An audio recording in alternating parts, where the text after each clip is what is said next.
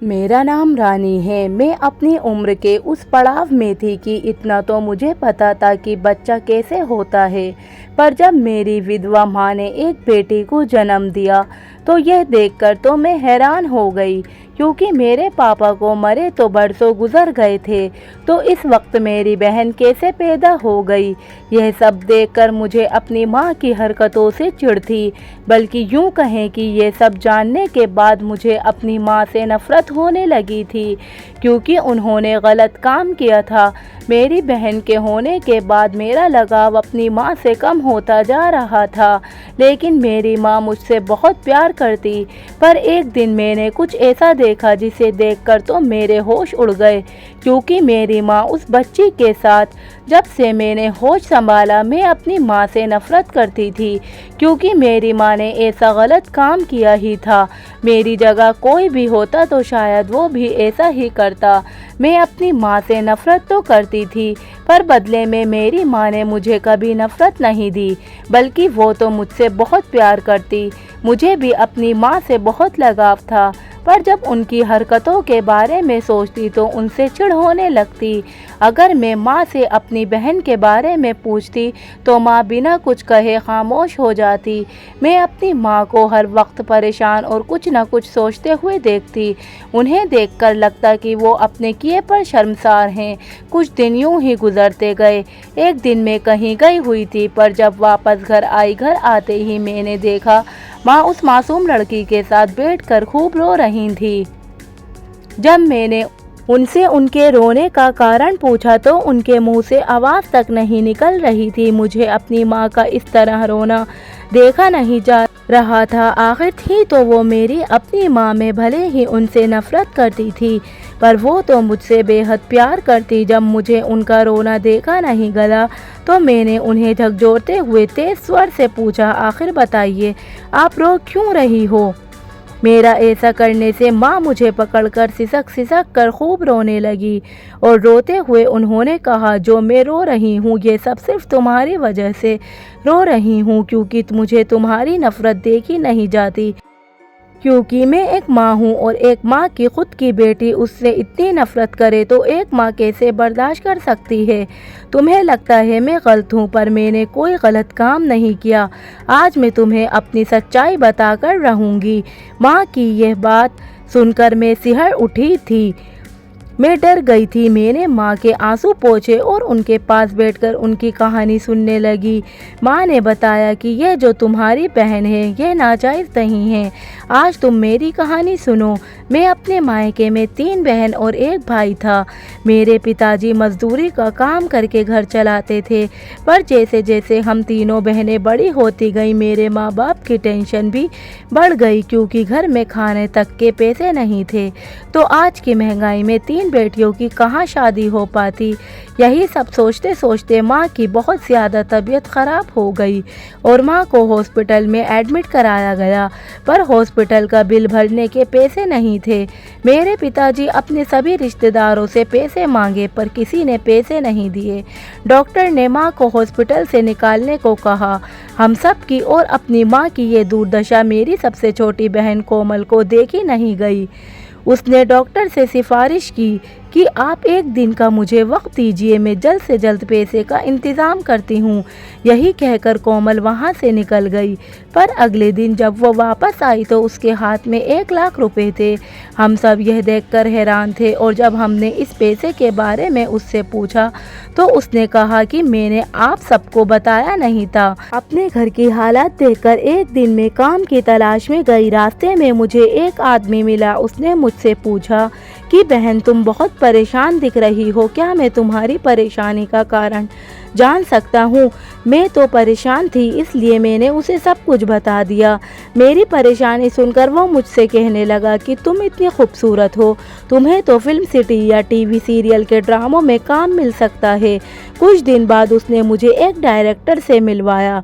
Director ने मुझे serial के ड्रामों में काम दिया, पर अभी मेरी शूटिंग में कुछ टाइम है। उन्होंने मुझसे कहा कि अगर तुम्हें किसी भी चीज़ की ज़रूरत होगी तो तुम मेरे पास आ सकती हो। अब इससे ज़्यादा ज़्यादा हमारे घर की क्या ज़रूरत हो सकती है कि मेरी माँ बीमार हो। इसलिए माँ की बीमारी को देखकर मैं उनसे पैसे मांगने गई तो उन्होंने बेझिझक मेरे हाथ में 1 लाख रुपए रख दिए और कहा कि जब तुम्हारा काम शुरू हो जाएगा तो धीरे धीरे करके पैसे चुका देना। और चुकाना क्या है, कल परसों से तो मेरा काम भी चालू हो जाएगा। आप सब माँ का इलाज करवाइए, हमें पैसों की सख्त ज़रूरत थी। इसलिए हमने कोमल से ज़्यादा पूछताछ नहीं की। मेरी बहन की कमाई से धीरे धीरे करके हम सभी के हालात सुधार होने लगा। कुछ वक्त गुजर गए और हमारे घर की सारी परेशानी ख़त्म सी हो गई। पर मैं महसूस करती कि मेरी बहन कोमल अब पहले की तरह नहीं रहती। वह हर वक्त गुमसुम रहती और कुछ ना कुछ सोचती रहती। एक दिन वह कमरे में बैठी हुई थी, तभी मैंने उसके पास गई और उसके हाथों को मजबूती से पकड़ते हुए पूछा, कोमल, आजकल फिल्मों और ड्रामों में काम मिलना इतना आसान नहीं है। हाँ, मैं मानती हूँ कि तुम बहुत खूबसूरत हो, पर तुम गरीब घर की हो और ऐसे ही कोई फिल्म ड्रामों में तुम्हें काम नहीं दे सकता। और तुम इतने दिन से काम कर रही हो, आज तक ना तो तुम्हारा कोई फिल्म आया और ना ही टीवी सीरियल में कोई ड्रामा। मेरे इस सवाल पर उसने कहा, दीदी आज आपने ये सारे सवाल मुझसे कर लिए, पर कसम खाइए कि आज के बाद ऐसा कोई सवाल मुझसे नहीं पूछोगी जिसका जवाब मैं दे ना सकूं। अपने पुराने दिन याद करिए कि कैसे हम अपनी ज़िंदगी को काटते थे। अब हमारी हालत पहले से बेहतर हो गई है, तो इन सब बातों का क्या मतलब। उसने मुझे कुछ बताया तो नहीं, पर उसके चेहरे को देखकर लगता था कि उसने अपनी ज़िंदगी का सब कुछ खो दिया है। इतनी ठठाकर हंसने वाली मेरी खूबसूरत सी बहन आज हंसना ही भूल गई है। धीरे धीरे करके उसने हम दोनों बहनों और मेरे छोटे भाई की भी शादी करवा दी।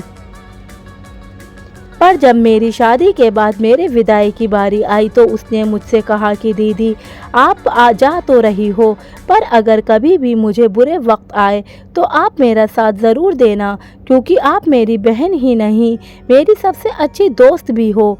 मैंने रोते हुए कहा, पगली तू ऐसा कैसे कह सकती है, मैं तेरे लिए अपनी जान तक देने को तैयार हूँ। एक बार आवाज़ तो देना अपनी बहन को। मैं अपने ससुराल तो चली आई थी, पर मुझे अपनी बहन का यह खामोश चेहरा बार बार नज़र आता। शादी के कुछ दिन बाद मेरी ज़िंदगी में तुम आई और तुम्हारे पैदा होने के 1 साल बाद ही तुम्हारे पापा की डेथ हो गई। तुम्हारे पापा के मरने के बाद फिर से मैं टूटकर चकनाचूर हो गई, पर मेरी उसी बहन ने फिर से दोबारा मुझे ज़िंदा किया। वो मुझसे हर हफ्ते और हर महीने मिलने आ जाया करती और मेरे घर की पूरी जिम्मेदारी भी उसने उठा रखी थी। हमारे दिन कुछ यूं ही गुजरने लगे। मैंने जब कोमल की शादी के बारे में पूछा तो कोमल ने कहा कि उसे शादी नहीं करनी। घर में सभी ने कोमल को शादी के लिए बहुत समझाया, पर कोमल ने शादी करने से इनकार कर दिया। कुछ दिन बाद माँ बाप भी इस दुनिया से चल बसे।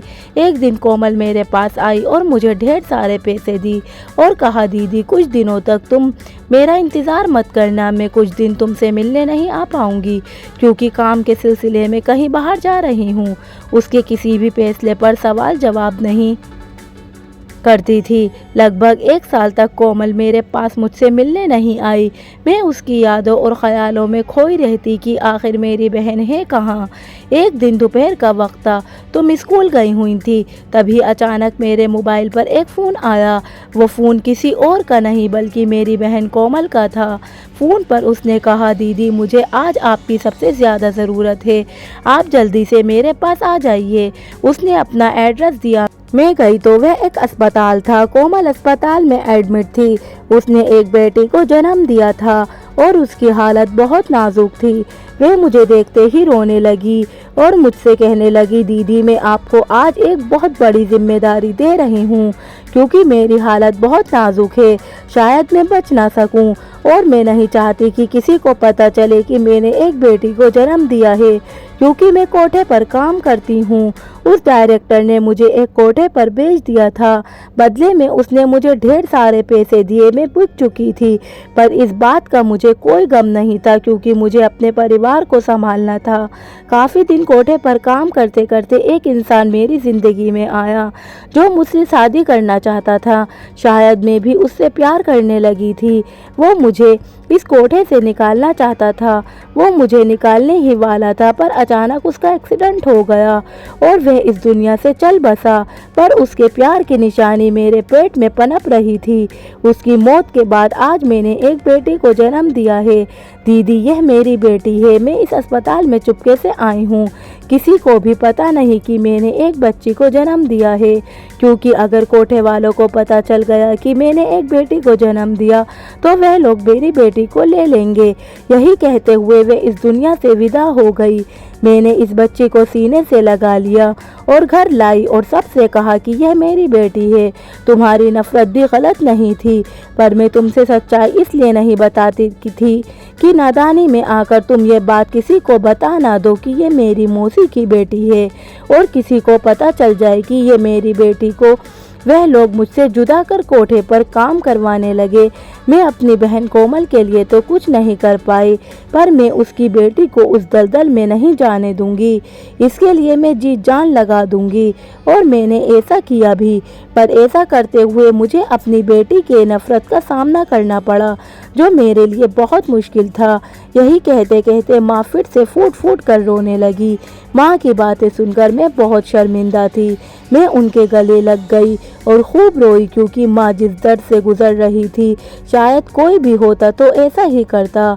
दोस्तों, आपको ये कहानी कैसी लगी हमें कमेंट बॉक्स में ज़रूर बताएं। अगर आपको मेरी ये कहानी अच्छी लगी तो चैनल को ज़रूर सब्सक्राइब करें, बेल आइकन को भी ज़रूर प्रेस करें ताकि आगे आने वाली हर वीडियो आपको आसानी से मिल सके। धन्यवाद।